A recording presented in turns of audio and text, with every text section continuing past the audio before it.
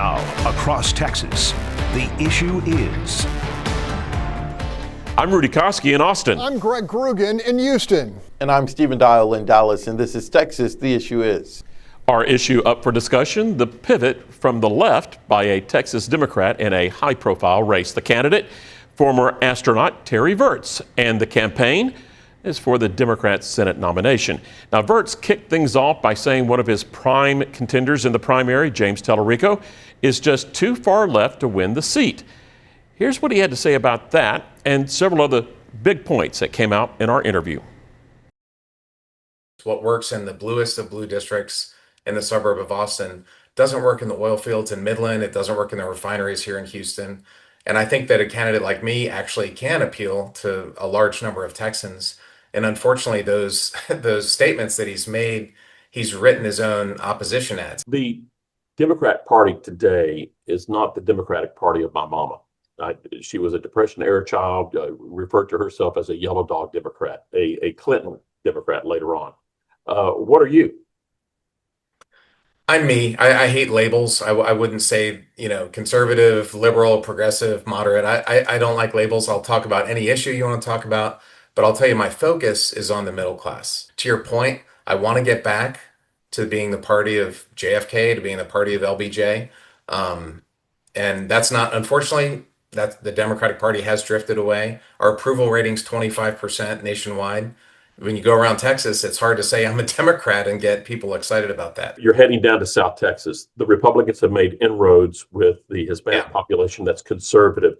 Right. Do you hope to make the same connection? Actually, we have some other trips set up. So yes, that's the Valley, the Hispanic population is an important part of my outreach. Where do you stand on the oil and gas industry? Look, I'm an all of the above energy policy. And the Republicans say all the above, the Democrats say all the above. They don't really mean that, right? Trump is very anti-renewable energy, which, by the way, is a huge economic driver in Texas. Where do you stand on gun control? It kind of derailed Beto O'Rourke's last attempt in the Senate campaign. Where do you stand? Are you going to come for people's guns? No. I have a 9mm about 1 foot from my pillow. I got a .357 in the other bed nightstand, and I have rifles and shotguns. I'm not an anti-gun person at all. What I am against is dangerous criminals having the guns. What I am against is crazy people having the guns. We just saw this terrible assassination. We don't know what the motive was yet, but of course we need to keep guns out of the hands of these dangerous people. So how do you improve the economy? Well, one of the things that I would not be doing would be implementing all these tariffs. So one of the first things I'll do is bring tariffs back to where the founding fathers intended, which was with Congress, not with the president. I also wouldn't have masked men dressed up like Navy SEALs going to Home Depot parking lots and rounding up housing workers. In saying that, do you think ICE is the secret police? I believe in America, law enforcement should be visible. We should know who the policemen are who are policing our streets. The Russian guys wear masks. That's how they do it in Russia. That's how they do it in North Korea. That's how they do it in Venezuela. Where do you stand on the border in regards to, are you an open border guy? Look, we need to have no illegal immigration, period. But we need to have a lot more legal immigration. And having $100,000 visas is insane. It's going to hurt. It's just going to raise prices. It's another one of the many things that Trump is doing to raise our prices. But of course, illegal immigration should not be happening. I wish that in 2024, Republicans like John Cornyn, who I'm running against, and the president, Donald Trump, would not have come out against that very tough and strong border bill. So you've been a fighter pilot, you've been an astronaut, you've orbited the world. Why get into the dangerous waters of politics? Well, when you look at what's happening, it's not normal and it shouldn't be happening. And so, free speech is under attack. Your own party has spent the past several years calling Trump a fascist, a Nazi. Do you agree with that? Well, Google the definition of fascist, and the way he's behaving is very much the way I think mob boss is probably a more appropriate term. Interesting conversation we had there. Politics is not rocket science, but I'm going to use a space rocket term for that interview, and I'm going to call it Max Q. Greg, what's your word? Rudy, plenty to choose from here. I'm going to go with catalyst. All right, Stephen, give us a word. Gonna break the rules. Steep climb. Steep climb, that's good. And with that, we will take a break and then come back and discuss the political moonshot by a former astronaut, Terry Virts.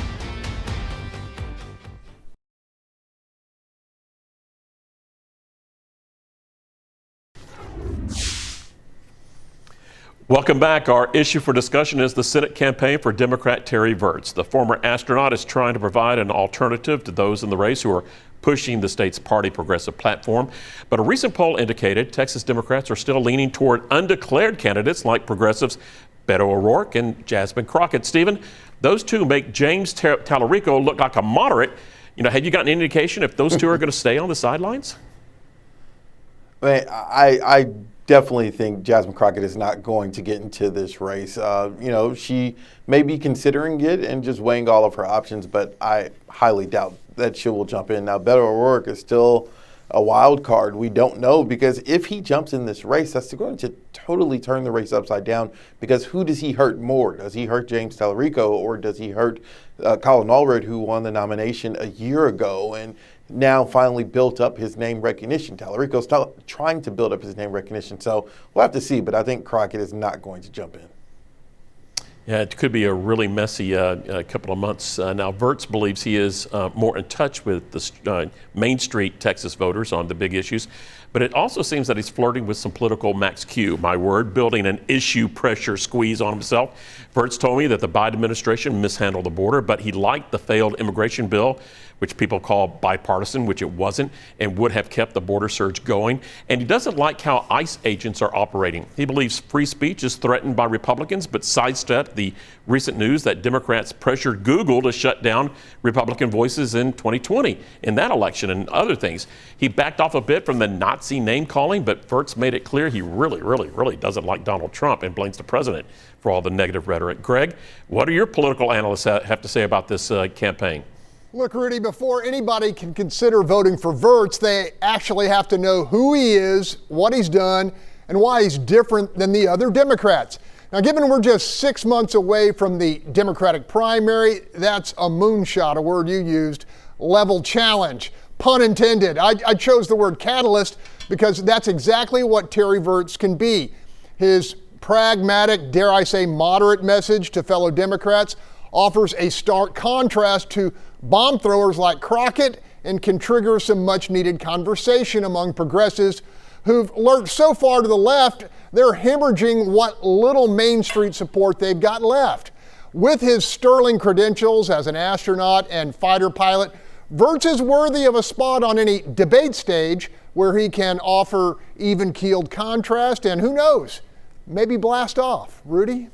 Haha, that's good. I like that. Virts said that if elected, he would not be like Senator John Fetterman, but if elected, he would not take orders from Senate Democrat leader Chuck Schumer.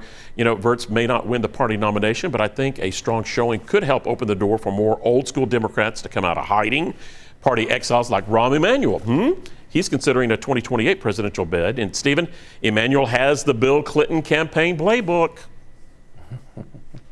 Yeah, and Democrats in Texas, as Texas is concerned, they're still trying to find their identity. They're still trying to see what is the winning message after basically getting blown out, last year in the last election, statewide up and down the ticket. We keep talking on this show about Democrats needing to tack to the middle. Royce West, in an interview with him that I did about a month ago, talked about they can't keep running on these far left issues, but also have to balance being a big tent party. So we'll have to see. Greg, yeah, you kind of touched on this too just a moment ago. Do you think Blue Dog Democrats are ready to show back up and bite back? Bite back, maybe more likely bail out completely and just let this dysfunctional version of the Democratic Party in Texas crash and burn. We're seeing it in Harris County, where two Democratic commissioners up for re-election forged a bipartisan alliance to block yet another property tax hike pushed by the hard left. Commentators called the unholy alliance politically pragmatic at a fundamental level. I guess you could call that biting back. Bottom line, outside of cities drifting into the purple zone, Democrats married to 80-20 issues will continue losing in Texas, regardless of what Trump does. So the real question remains, will the blue dog stick around for the rebuild or just drift into the unrepresented, messy middle where so many Americans find themselves floating pretty much untethered? Rudy? All right, we're going to have to end it with that. Okay, when we come back, bagging a billion-dollar rather, big pharma manufacturing plant. The latest boon to the Lone Star State's economy is clearly something to brag about.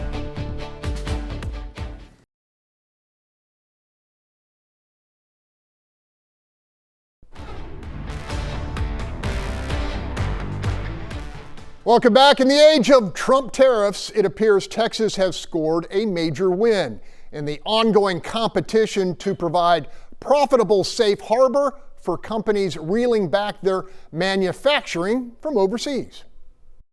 We're taking bold action right here in Texas. It's the kind of announcement Governor Greg Abbott first craves, then relishes. Fortune 100 drug maker Eli Lilly plopping a $6.5 billion state-of-the-art manufacturing plant in the Lone Star State. Net gain, 4,600 high-paying jobs in the Houston area. Texas offered speed and scale, from blueprint to validation to production of medicines.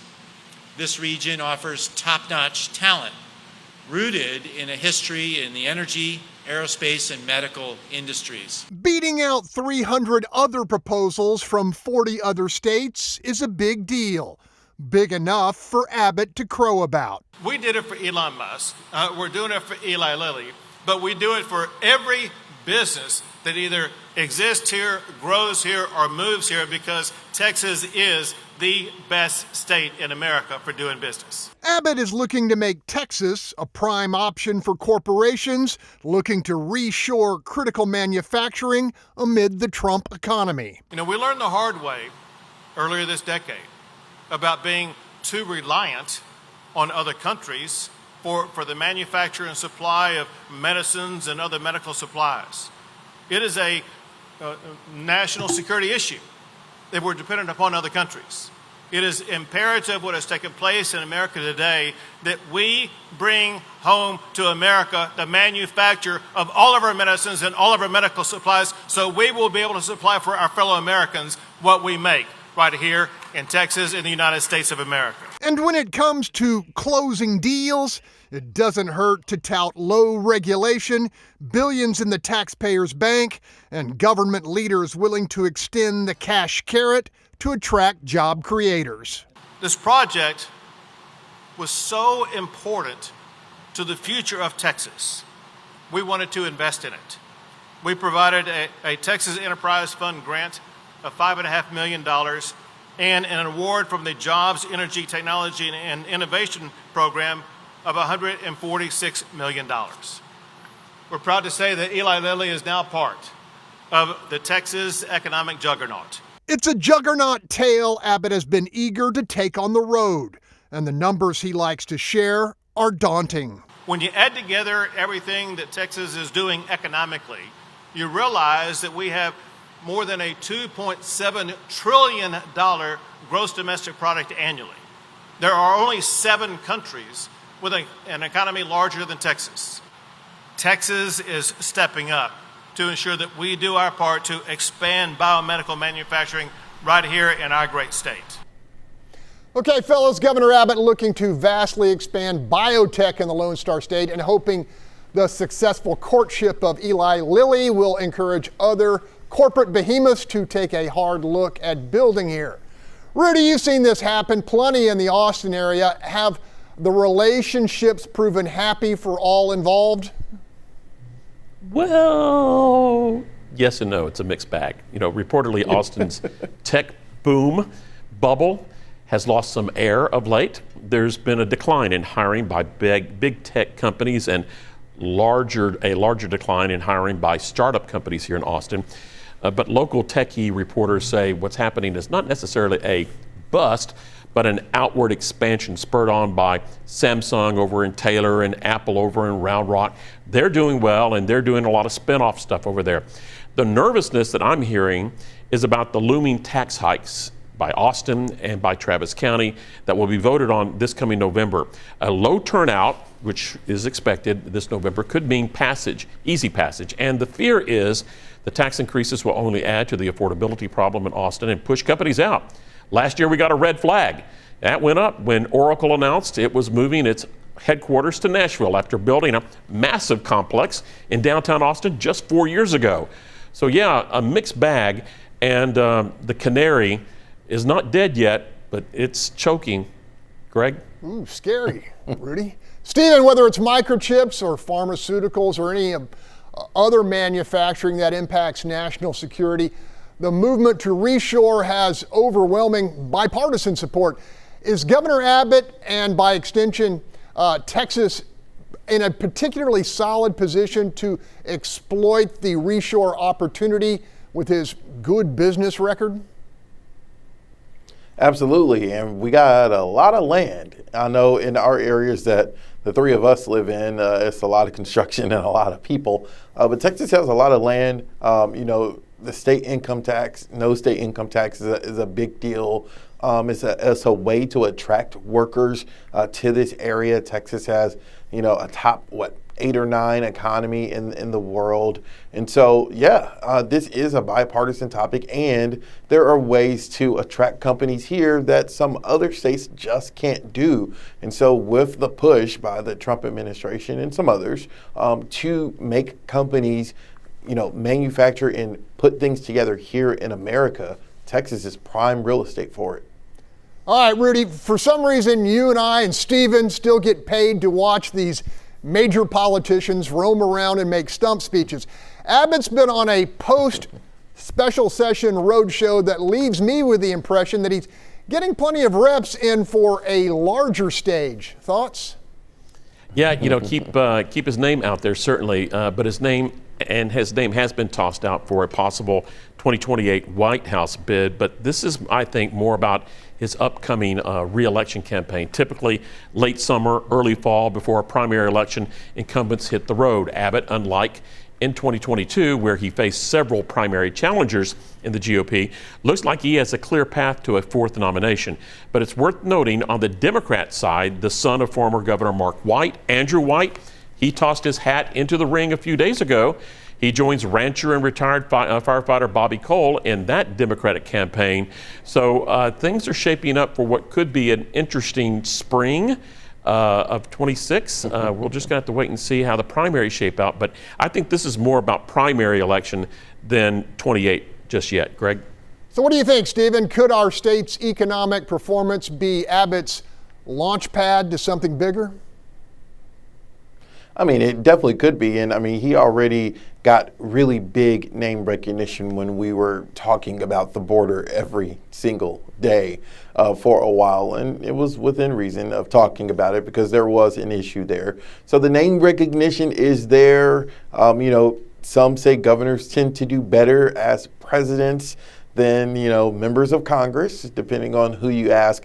I think, like Rudy said, the governor is just making sure that he's crossing every T and dotting every I to convincingly win his primary. He has a clear path to re-election. I don't think his eyes are on the White House, but you never know. Okay, let's leave it there. All right, guys, I'm gonna be biased. This is my favorite block. When we come back, we've got issues.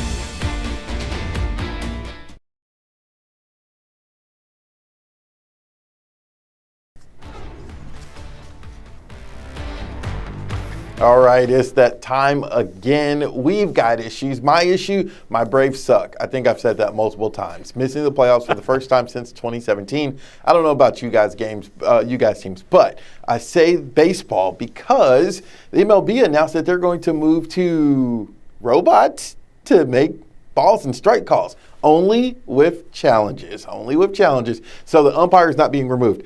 I'm gonna say something that might not be popular, guys. I kind of like it. It's still an umpire there. The robot is only deciding if it's a challenged ball or strike call. Greg, what you got? All right, my issue, hard times for Ken Paxton, who has seen what was once a massive lead over incumbent John Cornyn pretty steadily deteriorate. The scandal surrounding his ongoing divorce from wife, State Senator Angela Paxton, certainly hurt. The new allegations of fraud involving multiple mortgages has thrown salt on that wound. And then there's a relentless, well-funded statewide barrage of Cornyn ads eviscerating his character for a pantheon of past misdeeds. Topping it all, word that financial support from longtime billionaire backers Tim Dunn and the Wilkes brothers has been pretty much severed. Not to mention the D.C. Republican establishment, which argues Paxton on the ballot would undermine efforts to add 5 House seats in Texas.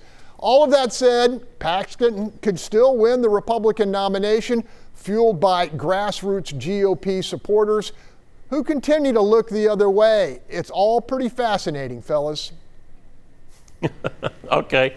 All right, my issue is what Stephen talked about. So Stephen stole my signs. He must be an Astros fan in hiding or something like that. Yeah, I was going to bring up the robot umpires. You know, I think it's kind of could be a good thing too, Stephen, if it operates the way that they use it in tennis, professional tennis. You know, where they check did the ball hit the line or not.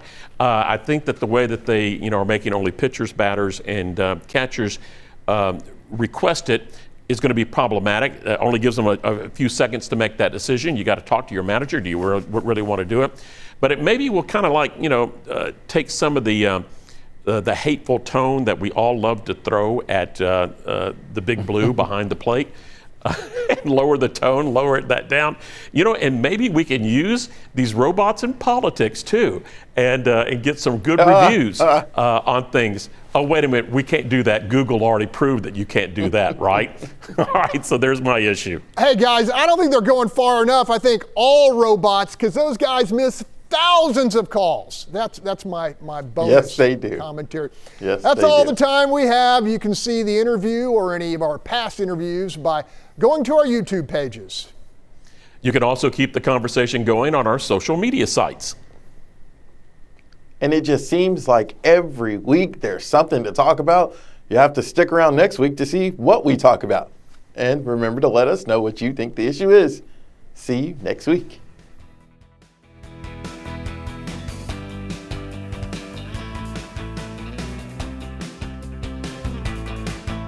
The puck drops here. Back on the ice and chasing the cup. Your Dallas Stars in preseason action against Colorado, Saturday at 5 p.m. on KDFI More 27.